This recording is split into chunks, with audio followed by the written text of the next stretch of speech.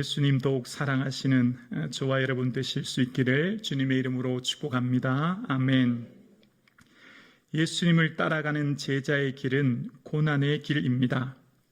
사명을 품고 예수를 따라가는 제자의 길은 특별히 오해로 인한 상처가 있는 삶을 살게 되어집니다. 제자의 길을 걸어가는 그 모든 삶에 그러면 어떻게 그 상처를 극복하고 이겨낼 수 있을까요? 제자로 살아가는 모든 성도의 삶은 미래에 곧 닥칠 그 상처를 어떻게 이겨낼 수 있을까요? 그것은 바로 자기를 부인하고 자기 십자가를 지는 것입니다. 곧 성령의 충만함을 받는 것이지요. 예수님이 재력가가 필요했다면 제자들을 부르실 때 기업가를 부르셨을 것입니다. 예수님이 권력이 필요했다면 제자들을 부르실 때 왕들을 부르셨을 것입니다. 예수님께서 제자들을 부르실 때 똑똑한 엘리트가 필요했다면 명문학교 출신들의 사람들을 부르셨을 것입니다. 그러나 예수님은 제자들을 부르실 때 대부분이 어부였고 그 외 세리와 무명의 사람들이었습니다. 왜 예수님은 이런 사람들을 부르셨습니까? 제자의 길은 돈으로 갈 수 있는 길이 아니며 권력으로 갈 수 있는 길이 아니며 똑똑하다고 갈 수 있는 길이 결코 아니기 때문입니다. 제자의 길은 자기를 부인하고 자기를 십자가를 져야 갈 수 있는 길이기 때문입니다. 자기 부인의 원어의 뜻은 자신을 경시하다는 뜻입니다. 자신을 경시하여 자기 생각, 자기 고집, 자기 가치관, 자아를 내려놓지 않고는 온전히 예수님을 따라갈 수 없기 때문입니다. 수많은 사람들이 예수님을 따랐습니다. 그 이유는 떡을 먹고 배부르기 때문이었고 이적을 경험하기 위한 것이었습니다. 그러나 수많은 무리들은 결국 예수님이 십자가에 못 박히실 때 다 도망가 버렸습니다. 그러나 제자들은 오순절 성령 강림 이후 자기를 부인하고 십자가를 지는 순교의 길을 걸어가게 된 것입니다. 그 제자의 길을 간 사람이 바로 오늘의 본문의 주인공이라고 할 수 있는 바울입니다. 바울은 그동안의 선교 사역을 마치고 가이사라에서 이제 드디어 예루살렘으로 올라가게 되었습니다. 예루살렘으로 올라가는 길은 환란이 있다고 하는 것을 그뿐만 아니라 주변에 있는 많은 사람들이 알고 있었습니다. 그런데 그와 함께하는 사람들이 있었음을 15절과 16절에 말하고 있습니다. 15절입니다. 이 여러 날 후에 여장을 꾸려 예루살렘으로 올라갈새 가이사라의 몇 제자와 함께 가며 한 오랜 제자 구브로 사람 나손을 데리고 가니 이는 우리가 그의 집에 머물려 함이라. 환란이 있다고 하는 것을 알면서도 함께 가는 몇 명의 제자들이 있었고 또 구브로 사람 나손이 있었습니다. 바울에게 얼마나 큰 위로가 되었겠습니까? 앞으로 있을 큰 환란과 결박, 고난 앞에 그럼에도 불구하고 함께 가고자 하는 사람이 있었을 때 바울에게는 큰 위로가 되었을 것입니다. 그리고 그 걸어가는 길 속에 드디어 예루살렘에 도착하게 되어집니다. 17절과 18절입니다. 예루살렘에 이르니 형제들이 우리를 기꺼이 영접하거늘 그 이튿날 바울이 우리와 함께 야고보에게로 들어가니 장로들도 다 있더라. 바울은 그토록 기다렸던 예루살렘에 드디어 도착하게 되었고 그를 기꺼이 영접하는 형제들 속에 특별히 이제 이튿날 예수님의 동생인 야고보에게로 가게 되어집니다.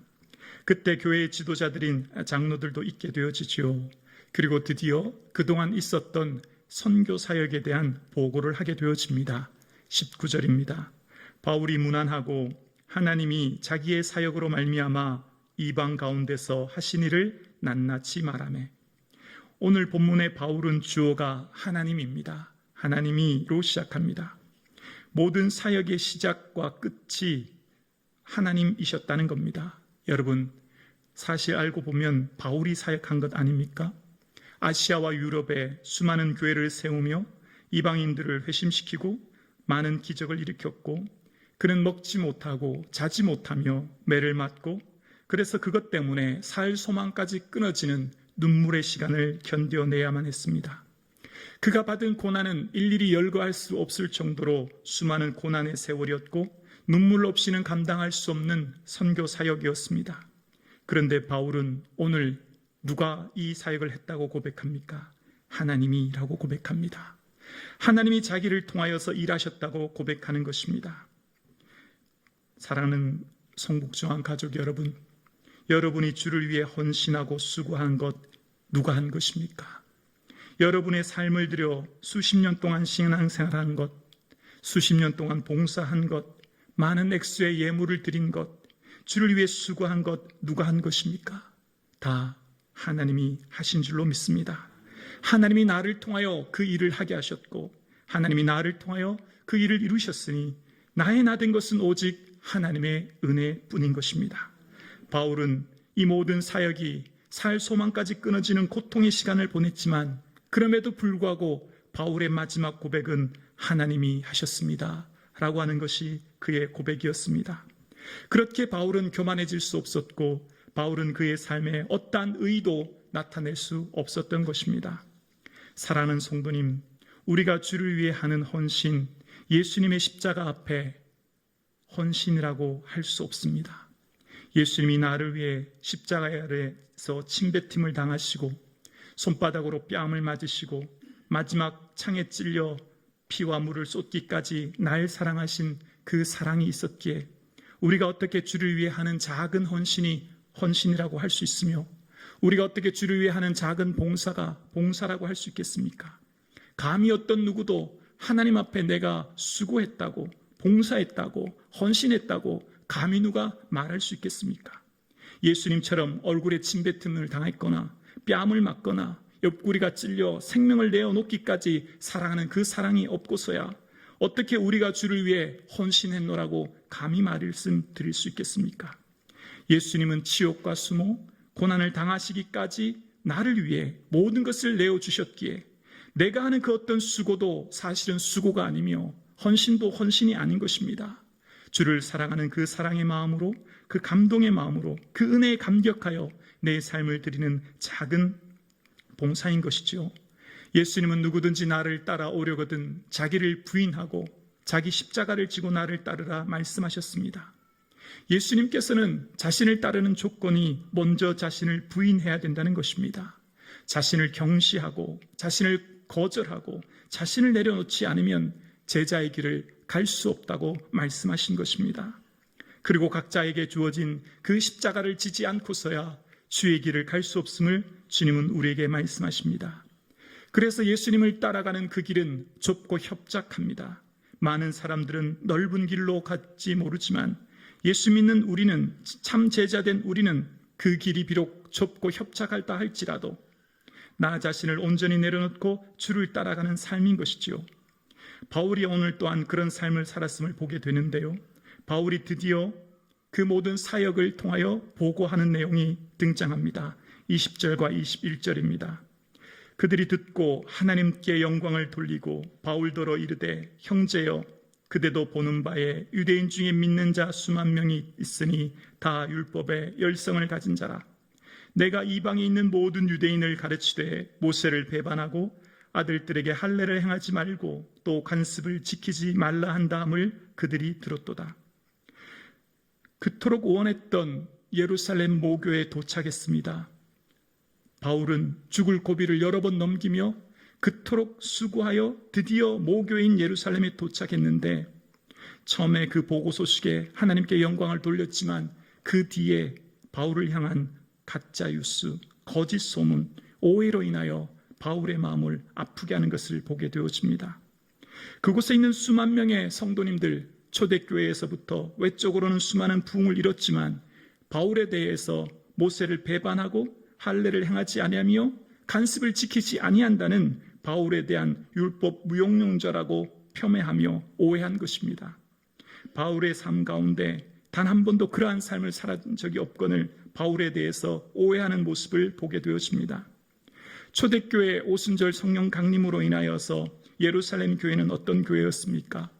예루살렘 교회는 오순절 성령 강림 이후의 모습을 보면 사도행전 4장 32절에 이렇게 말합니다. 믿는 무리가 한 마음과 한 뜻이 되어 모든 물건을 서로 통용하고 자기 재물을 조금이라도 자기 것이라 하는 이가 하나도 없더라.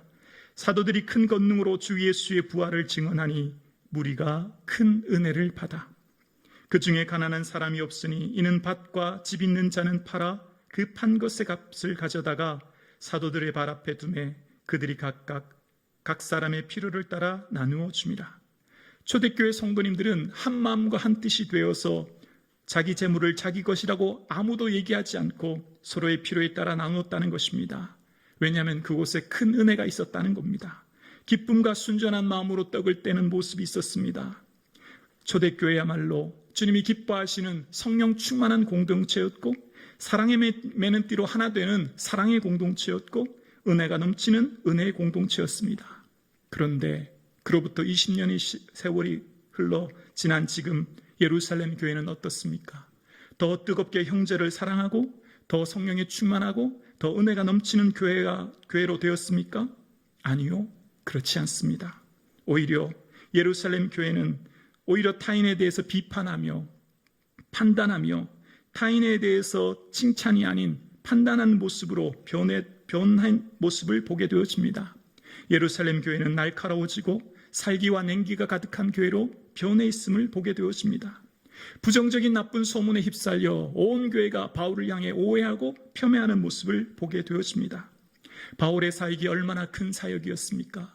그동안 바울의 한 사역이 얼마나 크고 놀라운 것이었습니까? 그러면 그동안 수고했노라고 얼마나 많이 힘들었냐고 서로 안아주고 눈물로 격려하고 당신의 그 소고를 하나님 아실 거라고 부둥켜 안고 눈물로 위로해야 될 공동체가 예루살렘 교회가 되어야 되지 않겠습니까?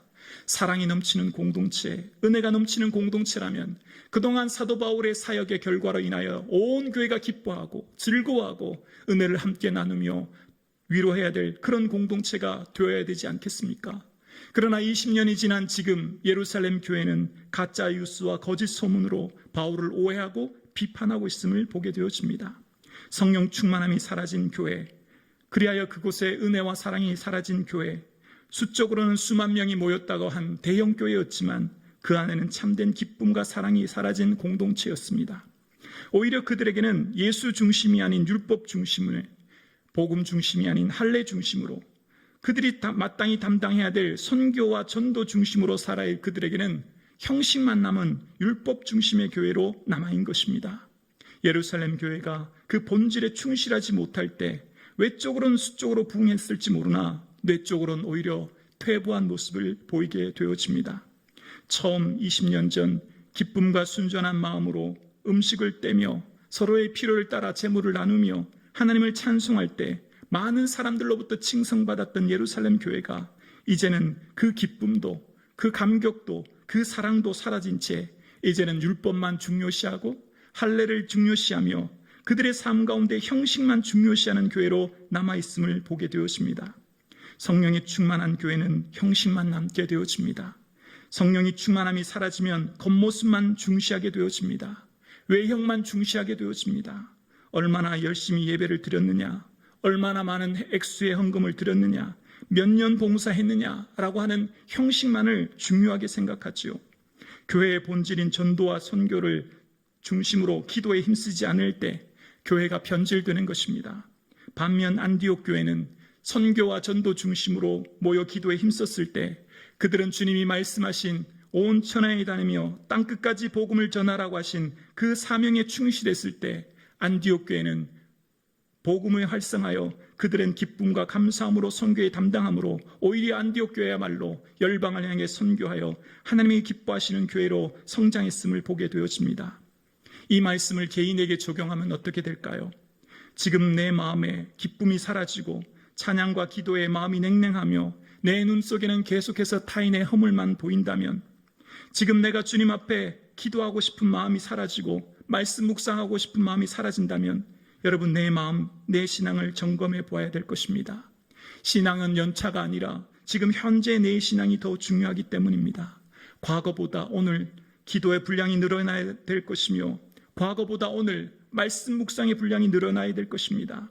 오로지 과거에 있었던 그 모든 형식과 그 모든 외형이 중요한 것이 아니라 지금 내 마음 중심에 간절함으로 예수 그리스도를 사랑하며 간절함으로 형제를 사랑하고 있는지를 살펴야 할 때입니다. 사랑하는 성북중앙 가족 여러분, 지금 여러분의 모습은 어떻습니까? 세월이 흐르면 흐를수록 내 마음에 예수님에 대한 사랑이 뜨겁게 흘러넘치며 이웃에 대한 사랑이 흘러넘치며 기도하지 않고는 견딜 수 없으며 말씀이 너무나 감격스러워 매 순간 꿀송이보다 단 그 말씀을 묵상하고 계신지요? 아니면 내 삶 가운데 기도가 게을러지고 말씀 묵상이 나태해지며 내 속에 불평과 원망이 가득하여 타인의 허물만이 점점 커 보이지는 않으십니까? 바울은 죽도록 고생하여 드디어 예루살렘 교회에 도착했건만 자신에 대한 나쁜 소문, 가짜 뉴스로 인하여서 마음에 큰 상처를 받게 되었습니다. 선교를 하고 돌아왔더니 자신을 죄인 취급하여 바울의 마음은 너무나 억울하고 무너지는 마음을 품게 되었습니다.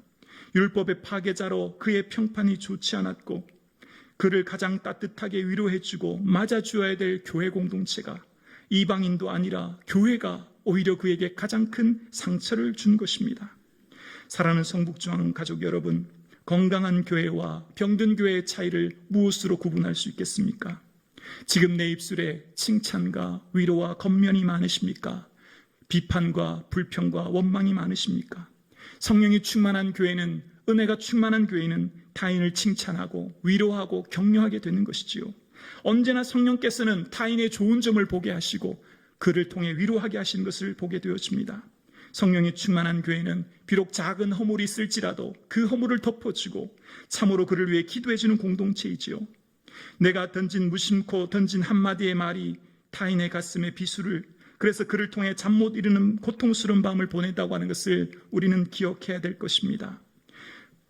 예루살렘 교회가 한 그 말에 바울은 큰 상처를 받았고 고통스러웠습니다.